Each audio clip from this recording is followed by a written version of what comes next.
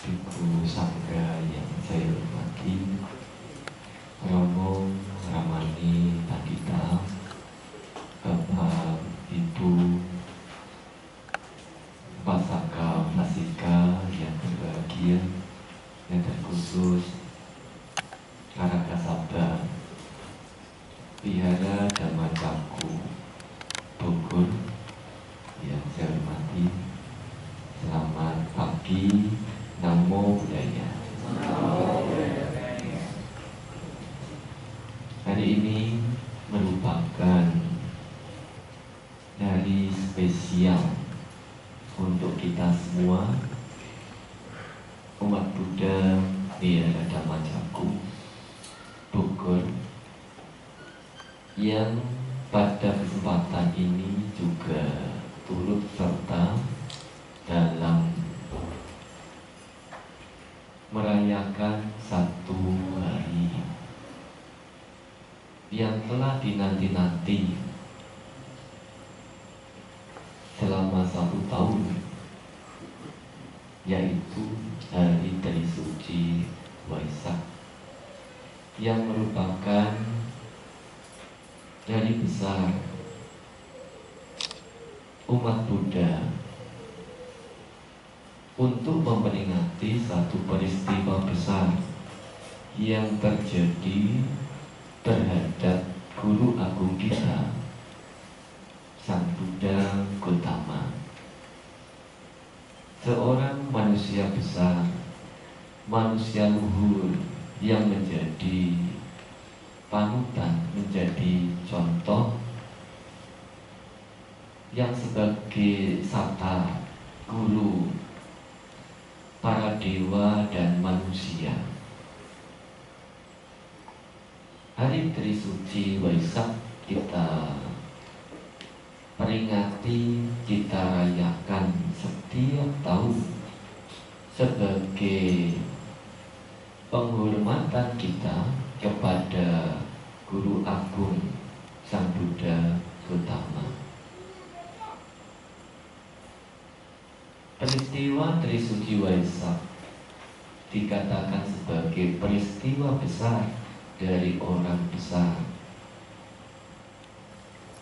karena peristiwa Trisuci Waisak ini tidak dialami oleh setiap orang. Kelahiran Pangeran Siddhartha, pencapaian penerangan sempurna, dan parinibbana Sang Buddha, semua terjadi di bulan Waisak, bulan purnama di bulan Waisak. Dalam sejarah perkembangan agama yang kita tahu, hanya Guru Agung kita yang memiliki peristiwa besar, lahir, mencapai penerangan sempurna dan parinibbana pada bulan purnama Siddhi di bulan Waisak. Satu peristiwa lagi yang perlu kita ingat, perlu kita ketahui, bahwa ketiga peristiwa tersebut,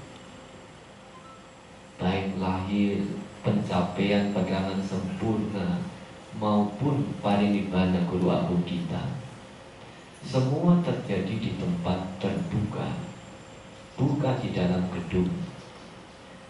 Pangeran Siddhartha lahir, seorang pangeran lahir bukan di istana, bukan di rumah sakit, bukan di dalam gedung, tetapi beliau lahir di sebuah taman terbuka. Tidak ada atap.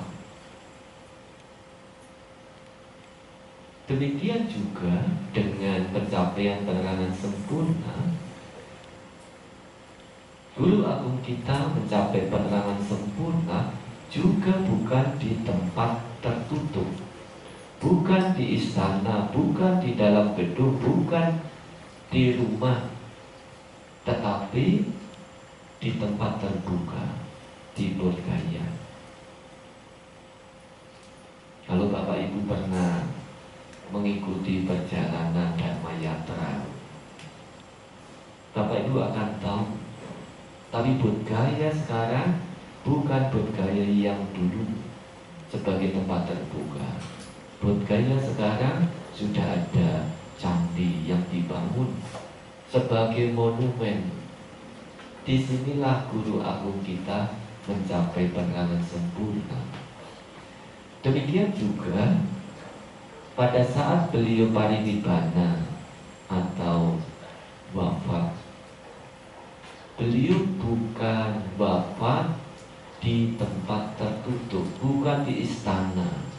Beliau mencapai parinibbana di Kusinara, di sebuah hutan, tempat terbuka lagi. Kelahiran, pencapaian penerangan sempurna, parinibbana, semua terjadi di tempat terbuka. Meskipun beliau sebagai seorang pangeran, sebagai seorang guru besar, Sata Dewa Manusana, beliau mengalami kondisi tersebut di tempat terbuka. Ini menjadi satu renungan kita setiap Trisuci Waisak.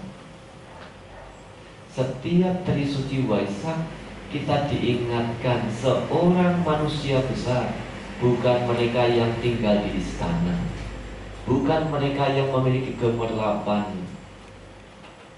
bukan mereka yang memiliki segalanya. Meskipun pada awalnya beliau adalah seorang pangeran yang memiliki segalanya, hidup berkelimpahan materi, berkelimpahan pakaian, berkelimpahan jabatan, dan sebagai putra mahkota.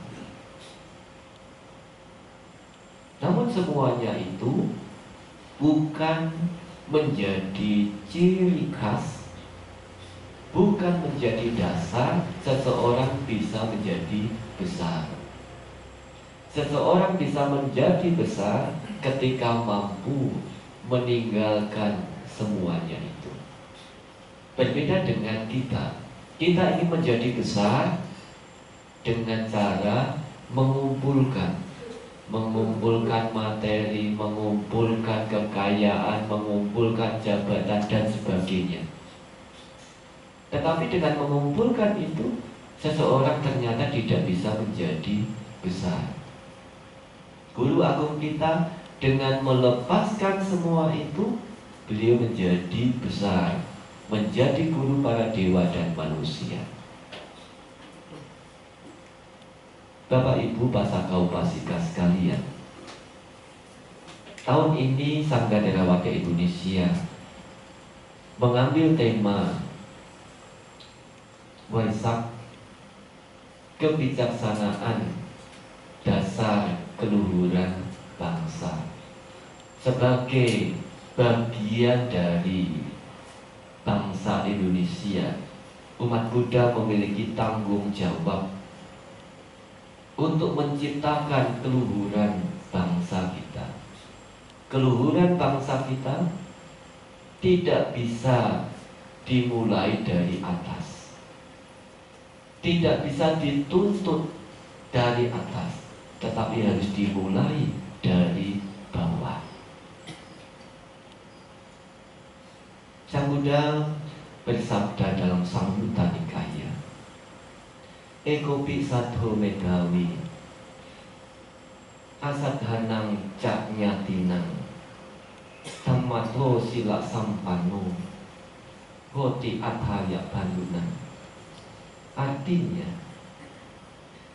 bahkan meskipun seorang diri, mereka yang memiliki keyakinan, memiliki kebijaksanaan, teguh dalam dhamma dan memiliki sila yang sempurna dapat bermanfaat, dapat memberikan manfaat bagi keluarga dan orang-orang terdekatnya, teman-temannya. Seseorang yang memiliki keyakinan, memiliki kebijaksanaan, teguh dalam dhamma, sempurna dengan sila yang dipraktikkan, dia dapat bermanfaat untuk keluarga dan teman-temannya atau orang-orang dekatnya. Apa maksudnya? Hanya satu orang bisa mempengaruhi semua itu. Sebagai contoh yang tadi disampaikan adalah Guru Agung kita Sang Buddha. Beliau hanya seorang diri, tidak ada temannya. Meninggalkan istana memang ditemani oleh kusirnya, Cana. Tapi dalam perjuangannya, beliau berjuang sendiri. Tidak ada yang menemani. Bagaimana dengan Pancawakya tadi yang menemani? Menemani hanya sekadar menemani, tidak mempraktikkan. Tapi perjuangan beliau itu harus dilakukan seorang diri. Memang beliau pernah belajar, pernah berguru kepada Alarakalama, kepada Udakarama Buddha. Tapi semuanya itu tidak bisa menyebabkan seseorang atau Guru Agung kita Betapa Gautama menemukan jalan padamnya derita. Kemudian beliau memilih jalan tengah, Majjhima Patipada, hingga beliau mencapai tingkat keterangan sempurna. Keyakinan adalah awal dasar kita dalam memunculkan kebijaksanaan, memunculkan sila, mempraktikkan dhamma. Tanpa ada keyakinan, seseorang tidak akan bisa mengembangkan hal-hal bajik yang disampaikan itu. Keyakinan yang dimiliki oleh umat Buddha bukan sekadar keyakinan beragama Buddha. Berarti saya beragama Buddha, KTP saya juga tertulis Buddha. Apakah saya bukan sebagai umat Buddha? Bagaimana ciri kita sebagai umat Buddha supaya dikatakan sebagai umat Buddha? Harus memiliki keyakinan. Keyakinan tidak terletak pada tulisan. Bahkan tulisan sekarang bisa bermacam-macam. Bukan terletak pada pakaian. Berarti saya tiap puja bakti pakai baju putih-putih loh, pada macamku. Apakah saya bukan umat Buddha? Saya juga pakai jubah loh, berarti apakah saya bukan umat Buddha? Bapak Ibu, Bapak Kopasga sekalian, keyakinan yang menjadi dasar umat Buddha itu adalah Kamma Sadha, yakin terhadap hukum karma, hukum perbuatan. Kalau hukum karma kita yakin, berarti kalau saya yakin hukum karma sampai bukan hanya 100%, 1000%. 100% atau 1000%. Bahkan yang mengatakan saya yakin, saya yakin-yakinnya. Bahkan saya kalau wihara datang duluan, pulangnya juga duluan. Ya. Kenapa saya tidak dikatakan sebagai memiliki keyakinan? Yang lain belum datang, saya sudah datang. Keyakinan yakin terhadap hukum karma membuat kita, karena adalah hukum perbuatan, hukum sebab,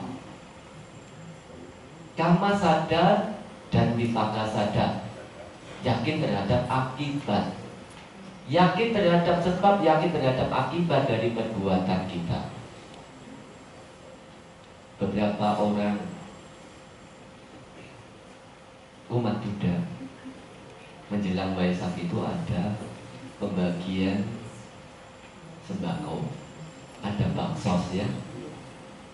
Kalau zaman aku mungkin belum. Oh sudah ya. Satu orang mendapat baksos, mendapat bungkusan, yang lain juga mendapat. Yang rajin ke wihara mendapat bungkusan dulu, mendapat sembako dulu. Yang tidak rajin dapatnya dia belakangan mungkin. Tapi yang mendapat duluan ini begitu melihat yang mendapat belakangan, kok dia dapat lebih banyak, saya kok dapatnya sedikit. Nggak terima saya sudah berjuang di wihara tapi dapatnya kok sedikit, dia dapatnya kok banyak. Di wihara Pasca Kirtana kemarin setiap Waisak itu ada door prize.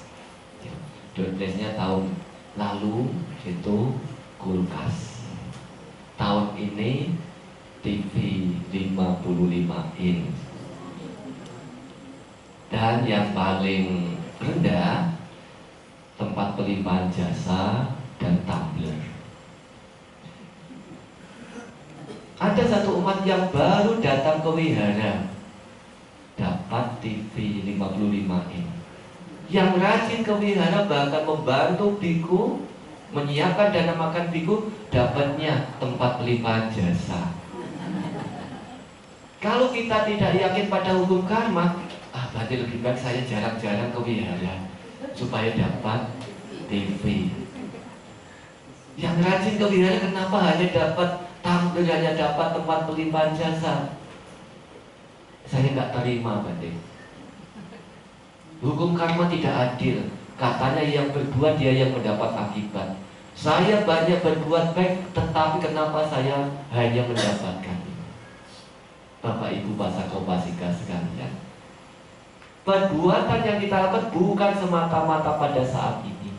Perbuatan yang kita lakukan jauh sebelum kita ada di sini, kita sudah memupuk kebaikan atau keburukan. Antara kebaikan dan keburukan yang kita lakukan pada masa lalu, barangkali keburukan jauh lebih besar. Yang sekarang ini kebaikannya baru dimulai. Sedangkan orang yang mendapat kesempatan lebih baik, barangkali dulu dia sudah memupuk kebaikan yang lebih besar. Pada saat ini baru memupuk kebaikan sedikit. Bukti kata punyata yang dimiliki jauh lebih besar daripada yang tampak sekarang. Jadi door prize-nya itu bukan panitia yang memilih, tapi yang bersangkutan.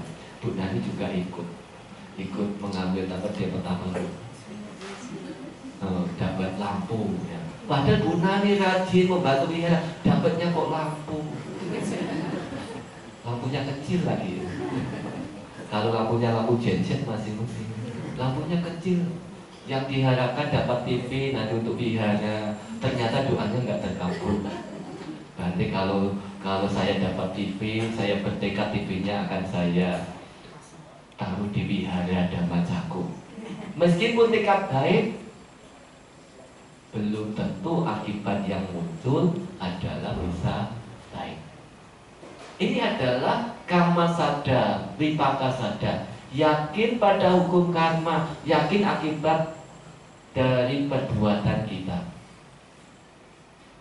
Hal ini umat Buddha sangat-sangat yakin. Tadi dikatakan yakinnya bukan 100%, 1000%. Berarti saya rajin belajar dhamma, rajin ke wihara, kok hidup saya susah. Dia tidak pernah datang ke wihara, hidupnya dia makmur, usahanya maju. Kalau gitu jadi umat Buddha nggak usah sering-sering datang ke wihara supaya hidupnya maju. Apakah begitu yang dikatakan yakin hukum karma? Tidak. Kalau kita mengerti hukum karma ini, pada saat sekarang seseorang bisa maju itu karena perbuatan yang dilakukan pada masa yang lampau. Kalau sekarang ini seseorang meskipun baik, tapi dia tidak semaju mereka yang lebih baik dari kita. Dia punya perbuatan masa lalu yang kita tidak bisa mengetahui. Jadi kalau seseorang yang rajin berbuat baik, kok dia mendapat cobaan? Orang mengatakan cobaannya. Jadi kalau di agama Buddha tidak ada namanya cobaan. Siapa yang mencoba? Ya. Kalau kita baik, rajin, membantu kegiatan-kegiatan sosial, tapi yang kita terima tidak sesuai dengan yang kita harapkan, orang yang memiliki keyakinan dia pantang mundur terhadap kesulitan masalah yang dihadapi. Dia memiliki keyakinan bahwa apa yang saya lakukan sekarang akan memberikan akibat pada masa yang akan datang. Paling tidak kalau kita berbuat sekarang, kita sudah mendapatkan akibat yang tidak kelihatan, yaitu kebahagiaan. Pada saat kita berbuat baik, bahagia muncul. Seperti seorang dokter, pada saat dia membantu pasien, pasiennya itu sembuh, sedih atau senang? Senang. Ya, dia senang, happy, bahagia. Apa yang dilakukan ternyata bisa membuat orang bahagia. Kita menyeberangkan orang tua yang sedang menyeberang di jalan. Ketika kita menyeberangkan orang tua itu, ada rasa bahagia. Ini adalah perbuatan baik yang langsung bermanfaat, langsung memberikan akibat. Jadi tidak usah menunggu setelah meninggal. Jadi umat Buddha yang berbuat baik, dia akan langsung mendapat akibat, yaitu berupa kebahagiaan. Yang ketiga, sadar yang ketiga, keyakinan yang ketiga adalah yakin bahwa setiap makhluk memiliki karmanya masing-masing. Karma sakata sada. Setiap makhluk memiliki karmanya masing-masing. Artinya, jangan iri terhadap keberhasilan orang lain. Kalau kita iri terhadap keberhasilan orang lain, kita tidak memiliki sada yang ketiga ini, bahwa setiap orang memiliki karmanya masing-masing. Anak, apakah karmanya sama dengan orang tua? Tidak. Anaknya maju, orang tuanya maju, orang tuanya kaya, orang tuanya sukses, orang tuanya ganteng, cantik, dapat anak apa? Cacat, kemudian buruk rupa, tidak sama dengan orang tuanya. Ini menandakan bahwa anak itu juga membawa karmanya masing-masing. Berarti saya nggak suka anak saya seperti ini. Saya orang tuanya kan bagus, saya nggak mau. Apakah bisa dikembalikan? Tidak bisa. Anak yang sudah lahir tidak bisa dikembalikan. Kalau kita beli barang ditukar, nah ini nggak bisa ditukar. Jadi ketika kita memiliki keyakinan bahwa sebagai karma sakata sada, setiap orang memiliki karmanya masing-masing. Anak itu juga memiliki karmanya.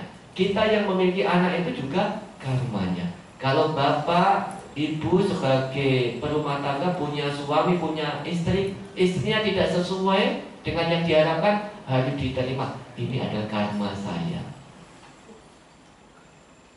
Jangan ditukar. Ya. Kalau sudah dapat pasangan, ya sebelum dapat pasangan, ya perlu berhati-hati dalam mencari pasangan. Ya, jadi jangan lihat hanya yang tampak saja. Ya, saya sering menasihati para biku, ya para biku tidak punya istri. Sebelum kembali ke rumah tangga, hati-hati. Ingat, rumah tangga itu tidak senyaman yang dibayangkan. Betul tidak? Tuh, betul langsung. Ya, jadi nanti jangan buru-buru kembali ya. Jadi rumah tangga itu tidak senyaman, sebaik, seindah yang dibayangkan. Banyak orang berlomba-lomba untuk berumah tangga, tapi setelah berumah tangga, Bante saya nyesel kenapa saya berumah tangga. Mendingan saya ikuti seperti Bante. Jadi yang pemuda-pemuda belum berumah tangga, ya jangan buru-buru ya, sebelum berumah tangga ikut dengan Bante dulu di Pariyati. Ya minimal 2 minggu. Nah, kalau sudah berumah tangga, sulit untuk mendapatkan permit dari ya persetujuan dari istri. Ya, tidak mudah. Jadi sebelum punya pasangan, cobalah membuat sebab baik untuk diri sendiri. Kalau sudah punya pasangan, punya anak, punya istri, sulit kalau kita tidak punya hal yang baik, kesempatan yang baik, sulit untuk bisa berlatih. Ya. Jadi setiap orang memiliki karmanya masing-masing. Tidak bisa kita iri terhadap kemakmuran, keberhasilan orang lain. Kalau kita melihat orang lain itu berhasil, makmur, harus menumbuhkan anumodana, senang dan turut bahagia terhadap mudita-cita, turut bahagia senang atas keberhasilannya. Jangan malah memiliki pikiran yang negatif. Dia berhasil paling memiliki apa? Ada sesuatunya ya. Pasti ada sesuatunya sehingga dia bisa berhasil, bisa sukses. Itu ada pikiran negatif, yang mana pikiran seperti itu tidak mencirikan seorang umat Buddha yang memiliki keyakinan. Tathagata Bodhisattva yang keempat, yakin terhadap penerangan sempurna dari Tathagata. Jadi Tathagata, guru agung kita, seperti yang dijelaskan di depan tadi, seorang manusia besar. Kita yakin terhadap guru agung kita. Kalau kita tidak yakin terhadap guru agung kita, kita tidak akan mungkin bisa melaksanakan, mempraktekkan ajarannya. Guru agung kita mengajarkan bukan hanya untuk dipercaya, tapi harus dipraktekkan ehipasiko. Jangan percaya begitu saja. Kalau dhamma yang dilakukan, dipraktekkan tidak membawa manfaat, jangan diikuti. Menjadi biku juga kita sering kalau menjadi biku tidak membawa manfaat, jangan dipariyati lama-lama. 2 minggu sudah selesai. Ya, nggak usah lama-lama. 2 minggu saja selesai. Jadi kalau nanti yang masih muda-muda sudah 20, ya, ehipasiko, betul enggak apa yang dikatakan Bante? Coba jadi biku 2 minggu saja. Nggak usah lama-lama. Nah, setelah 2 minggu, oh berarti kok saya cocok ya di sini. Lanjut tambah 1 hari ya, tambah 1 hari. Nah, ini ada umat Buddha dari Bogor, kenal tidak? Ya, dari Dhammacaku ya, Bante Dhamawaro ya, jadi biku kemarin tanggal 10 ya. Ya, senang ketika melihat ada umat Bogor yang ikut menjadi anggota di Pariyati. Pariyati ada di Bogor, tapi umat Bogornya kok malah tidak ada, malah orang jauh-jauh yang datang. Ya, tapi meskipun hanya 1, ya lumayan daripada tidak ada. Meskipun hanya 1. Kemudian yang kedua adalah panya, kebijaksanaan. Nadi panya sama apa? Tidak ada cahaya yang melebihi terangnya cahaya kebijaksanaan. Bapak Ibu kalau sedang mati lampu, apa yang dilakukan? Pegang HP, lilin mah belum tentu ada. Kalau HP pasti ada di sampingnya. Coba di samping tempat tidur ada lilin tidak? Tidak ada. HP ada. Begitu mati lampu yang dipegang pertama kali HP. Apa yang dilakukan ketika pegang HP? Menyalakan senternya. Lihat WA-nya tidak? Tidak. Utama adalah cahaya. Kenapa pegang HP langsung menghidupkan cahaya senter? Supaya kita tahu di depan kita yang sedang gelap itu menjadi terang. Kalau kita mendapat penerangan dari senter itu, kita tidak akan salah jalan. Oh, ini ada lemari, enggak kita tabrak. Ini jalannya, kita harus lewat sana. Tapi kalau tidak ada senter, apa yang kita lakukan? Lemari juga ditabrak, kursi juga ditabrak. Kalau kursi sudah ditabrak, bukan introspeksi, malah menyalahkan orang lain. Siapa yang menaruh kursi di sini? Ya, biasa kita itu tidak introspeksi, lebih mudah mengambil hitamkan. Ya tadi saya juga hampir terjatuh di sana karena saya melihat di depan, padahal itu sudah duluan, ya karena melek sedikit.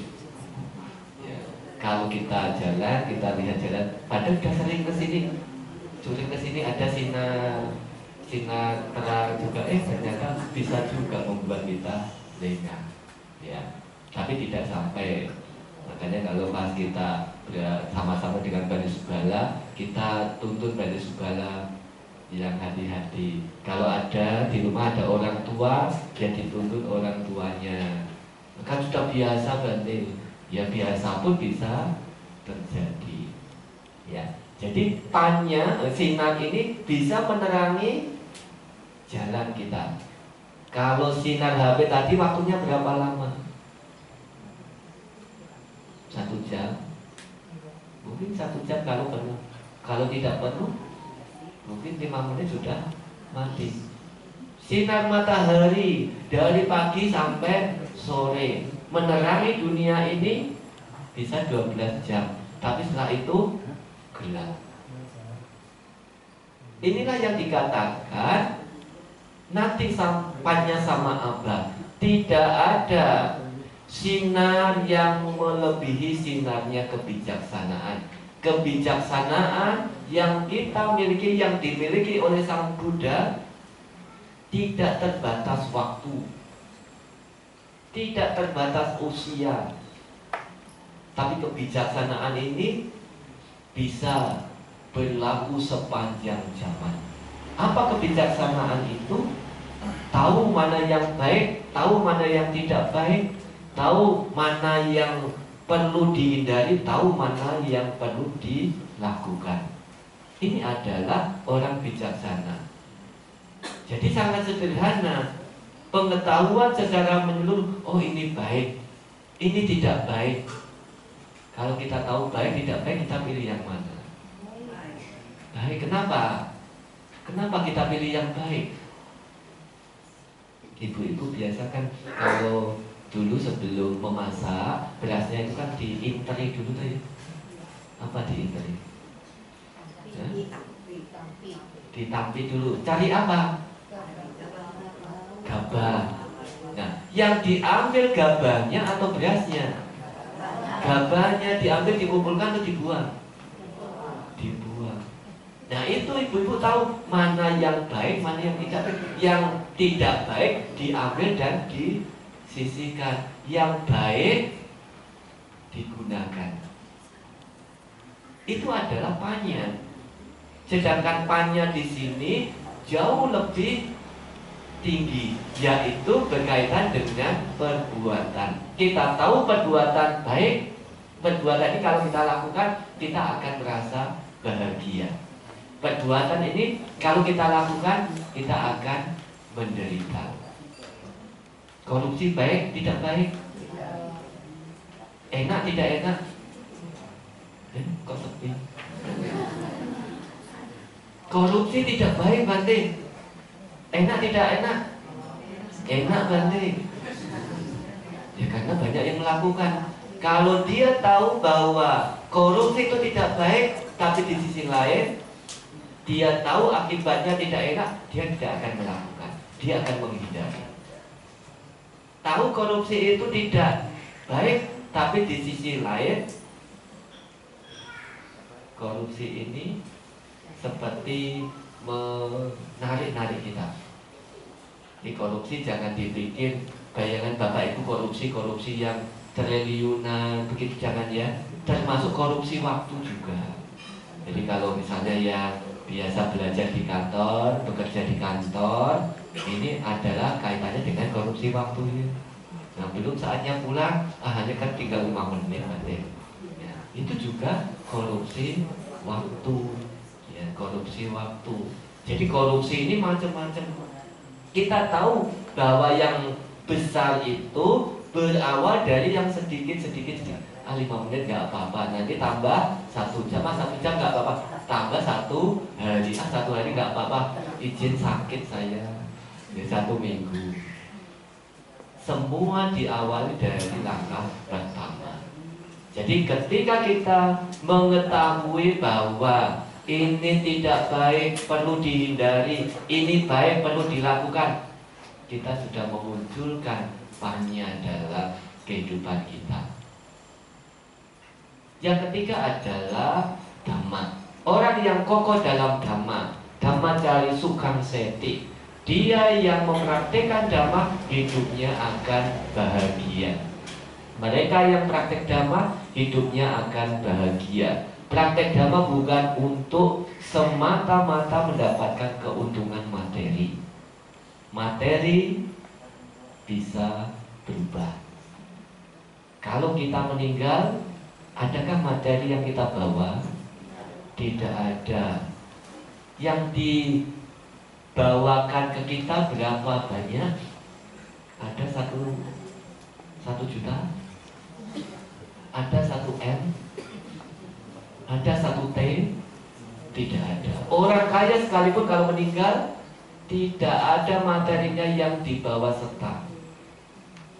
Kan itu berarti juga materi, berarti pakaian juga materi.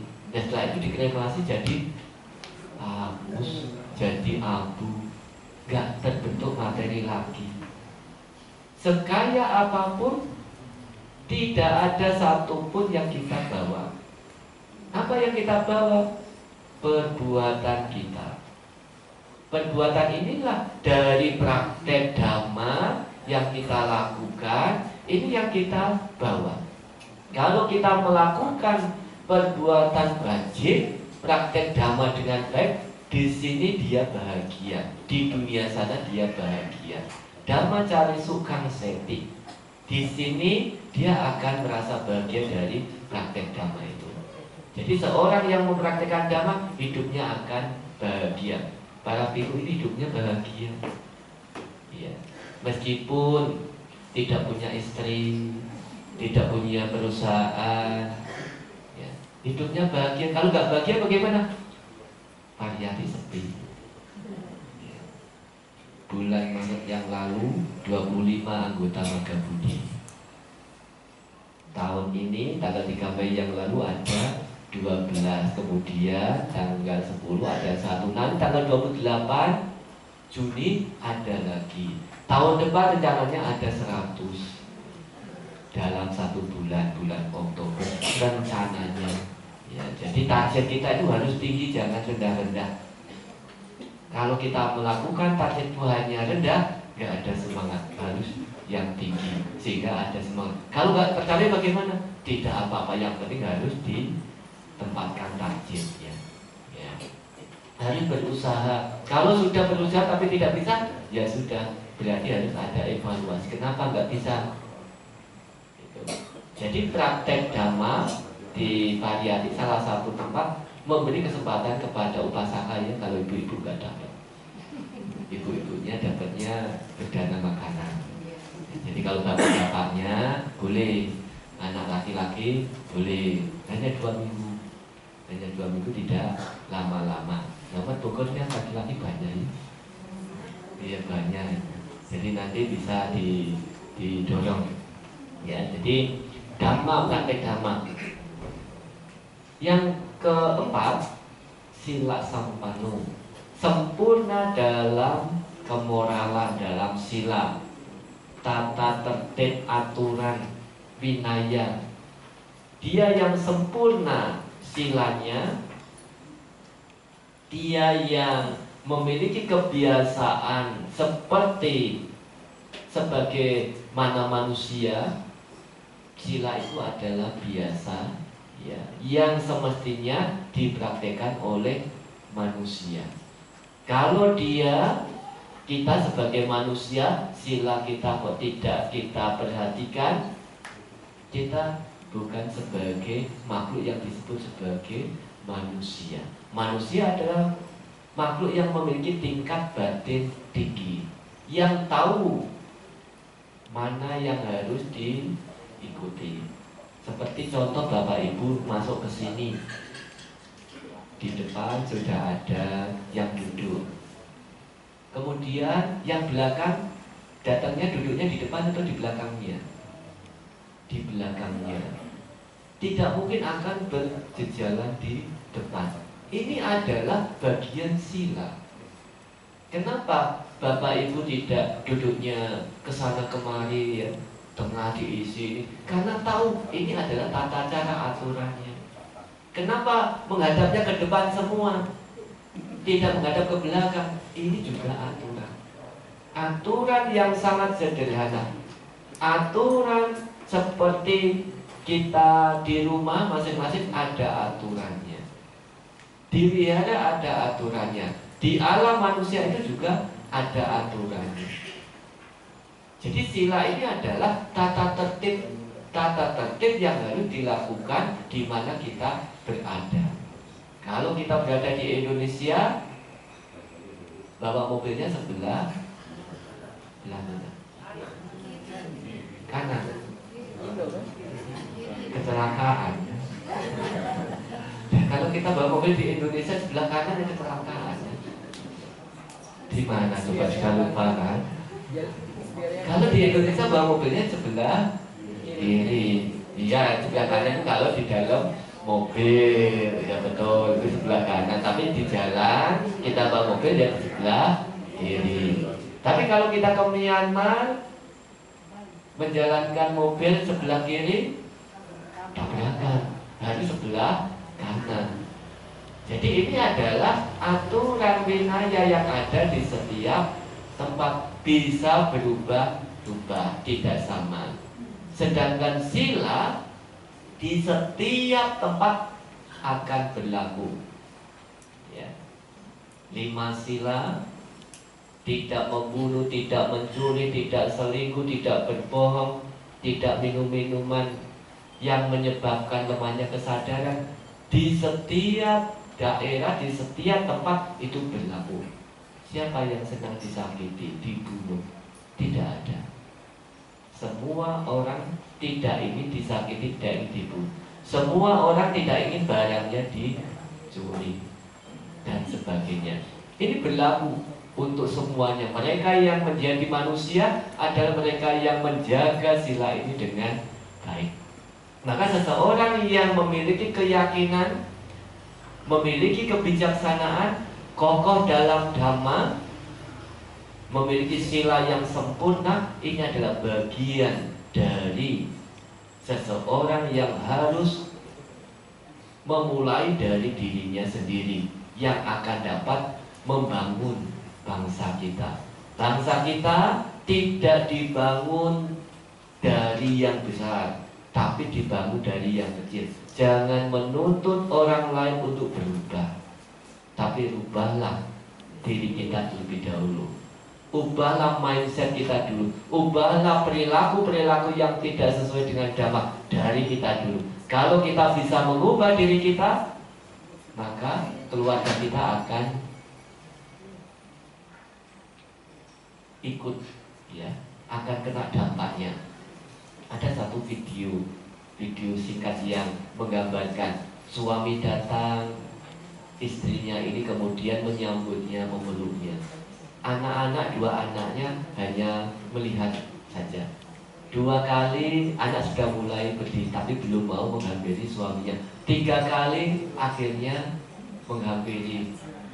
4 kali akhirnya anaknya yang duluan baru suaminya. Pernah lihat? Pernah. Satu video singkat yang sangat bagus, yaitu untuk melakukan sesuatu harus dimulai dari diri sendiri. Guru agung kita sebelum mengajarkan dhamma kepada kita juga memulai dari beliau sendiri. Seorang pangeran, kalau beliau sebagai seorang yang pengemis, seorang yang kekurangan, meninggalkan istana, itu adalah hal yang biasa. Tapi beliau ini tidak kekurangan apa-apa di istana. Beliau memberikan contoh kepada kita, meninggalkan istana praktek kehidupan luhur. Praktek kehidupannya tidak bermewah-mewah, yaitu di dalam di tempat terbuka. Ini adalah teladan yang diberikan guru agung kita kepada kita. Jadi sebagai bagian dari bangsa ini, kita harus membuat teladan dengan mengubah diri kita dulu. Dari mindset kita terlebih dahulu, yaitu dengan sadar, keyakinan, praktek dhamma, dan memiliki sila yang sempurna. Nanti keluarga kita akan terbawa. Seperti kita membuat magnet untuk kita, maka orang-orang yang ada di sekeliling kita akan ikut. Sekali tidak bisa, 2 kali belum bisa, 3 kali belum bisa, 4 kali belum bisa. Terus harus ada semangat untuk mencoba. Jangan menuntut. Kalau kita menuntut, orang yang kita tuntut tidak bisa, kita akan menjadi stres. Tapi kita harus mengubah mindset kita sendiri. Selamat merayakan Waisak. Semoga berkah Waisak selalu menyertai Bapak Ibu sekalian. Sampai sata bawatu sukitata. Semoga semua makhluk hidup